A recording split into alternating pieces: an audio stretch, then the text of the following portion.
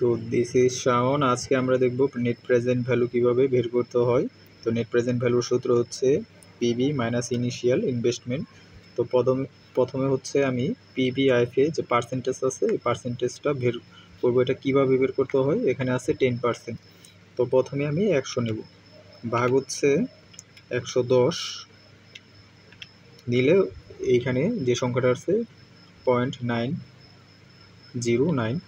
তো আমি নিচে এখান থেকে এরপরে যখন আমি দ্বিতীয় বছরে বের করতে যাব, তো দ্বিতীয় বছর হচ্ছে 2 আছে, তো এই যে এখানে আমি চাপ দেব, দেওয়ার পর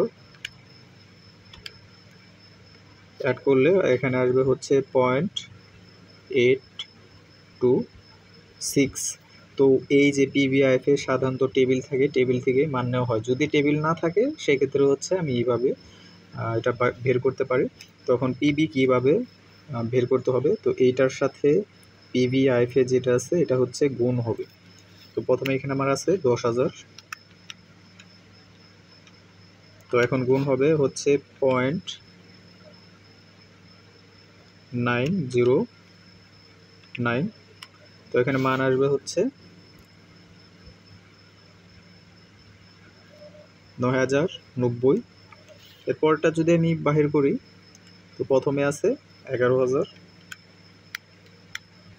গুণন 0.826। তো এখানে আসছে হচ্ছে 9,086।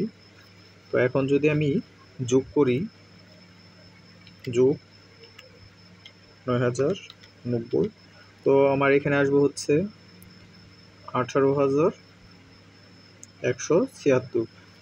তো আমি এর আগে বলছিলাম এনপিভির একটা সূত্র, প্রেজেন্ট ভ্যালু মাইনাস হচ্ছে ইনিশিয়াল ইনভেস্টমেন্ট। তো আমার এখানে প্রেজেন্ট ভ্যালু আমি পাইছি 18,176, আর বিয়োগ হচ্ছে ইনিশিয়াল ইনভেস্টমেন্ট। ইনিশিয়াল ইনভেস্টমেন্ট এটা ম্যাথে দেওয়া থাকবে কোশ্চেনে 5,000। তো এইটার থেকে যদি আমি 5,000 বাদ দিই, বিয়োগ হচ্ছে 5,000, তো আমার অ্যান্সার আসছে হচ্ছে 13,176। তো নেট প্রেজেন্ট ভ্যালু হবে